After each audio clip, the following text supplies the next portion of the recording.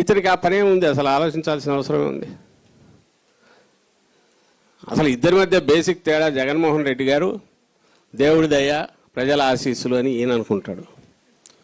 చంద్రబాబు నాయుడు నన్ను తీసుకోవడం మీ అదృష్టం, నా కోసం మీరు పూజలు చేసుకోండి అని మొన్న ఎప్పుడో పిలిపించినట్టున్నాడు.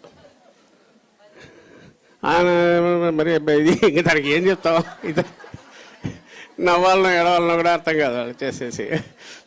ఎవరన్నా ఒక రాజకీయ నాయకుడు లోపల ఉండొచ్చు, పైకి కనీసం ఏదో మీ సేవ కోసం ఉన్నానని అనాలి. అది కూడా ఏం లేదు. నా భాగ్యం, నేను ఉండడం అనేది మీ భాగ్యం, మరి నేను పోకుండా చూసుకోవడం మీ బాధ్యత, మీరు పూజలు చేయండి అని అంటానంటే ఇంకా తను ఏదో మరి ఎక్కడో పోయింది, అది పక్కకి ఎక్కడికో దిగిపోయింది అనుకోవాలి, లింక్ దిగింది అనుకోవాలి. అతను ఏమీ లేదు, అసలు సంబంధం లేదనుకుంటాడు. ఇప్పుడు ఈ మధ్య చూస్తే మనం ఏదైతే మొన్న చూస్తే అసలు మొన్న ఇది కూడా అంటున్నాడు, అది రాజశేఖర రెడ్డి గారి కొటేషన్, తల్లికి అన్నం పెట్టనోడు చిన్నమ్మకు బంగారు గాజులు చేస్తాడు. అది మొన్న తను వాడుతున్నాడు. ఎవరిని ఉద్దేశించి? జగన్ గారిని ఉద్దేశించి. అసలు ఆశ్చర్యం. ఆమె భువనేశ్వరమ్మ, ఆమెది కూడా వినిటారనుకుంటా మీరంతా. ఈ మధ్య 2004లో అప్పుడు తర్వాత రాజశేఖర రెడ్డి ఎన్నికలకు ముందు ఫ్రీ కరెంటు రాజశేఖర రెడ్డి గారు చెప్పారు, మీరు కూడా చెప్పేయండి, తర్వాత సాధ్యం కాకపోయినా దట్స్ ఎ డిఫరెంట్ ఇష్యూ, ముందు ఎన్నిక అవుతాం కదా అంటే పొరపాటున కూడా ఒకసారి మాట చెప్పినాక నేను తప్పలేనని ఈయనన్నా అంట చంద్రబాబు నాయుడు గారు.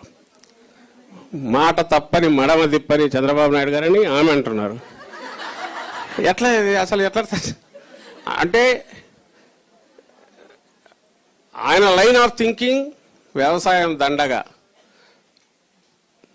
దాన్ని ఏదో కొడుకును కొంటాయంటే వద్దంటాననేది, కోడలు వద్దా అత్త వద్దంటుందా అనేది. అలాగే ఏ పాలసీ లేదు, టూరిజమే బెస్ట్ అనేది కొన్ని ఉన్నాయి, స్థిరమైన తప్పు లేదు.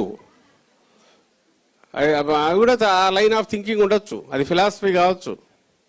నేను ఇదిగో ఈ లైన్లో ఆలోచిస్తున్నాను, ప్రజలు దాన్ని ఎన్నుకుంటే ఓకే. అంతేగాని నువ్వు నీది కానిది నువ్వు క్లెయిమ్ చేయడం ఏందని.